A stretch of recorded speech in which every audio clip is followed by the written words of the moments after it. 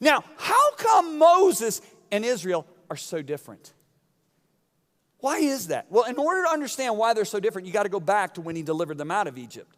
So let's backtrack now a couple of years when Moses delivers them out. All the plagues happen and all that, and he delivers them out of Egypt. Now, the question I always ask people is when Moses delivers Israel out of Egypt, where is he bringing them to? Where's their destination? Come on, shout it.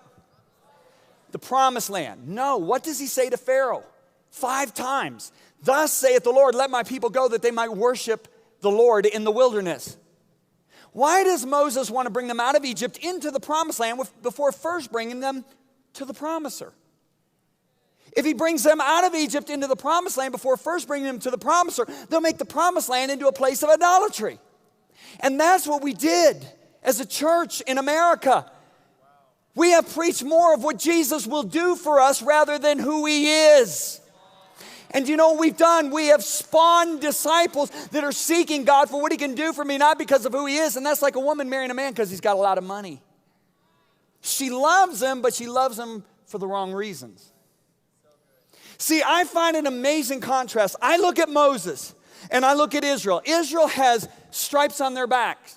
They have labored all their lives to build somebody else's inheritance. I mean, they have no inheritance at all. They have slaved to build Egypt. Their children have been put to death. They live in the slums. They eat the leftovers. They wear the leftovers.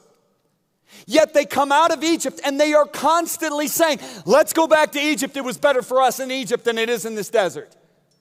But I look at Moses. He had the elaborate lifestyle that I just described to you. He comes out of Egypt and he never, ever, ever once says, I want to go back to Egypt. It was better for me back in Egypt. Why? Because he had one encounter with the promiser. One encounter with his presence. That's why he wants to take them out of Egypt and bring them straight to Mount Sinai. Because Sinai is where the bush was. That's where he met God. He's like, I want you to meet who I've met. So he brings them out to the mountain. That's where they go. And now listen carefully to me.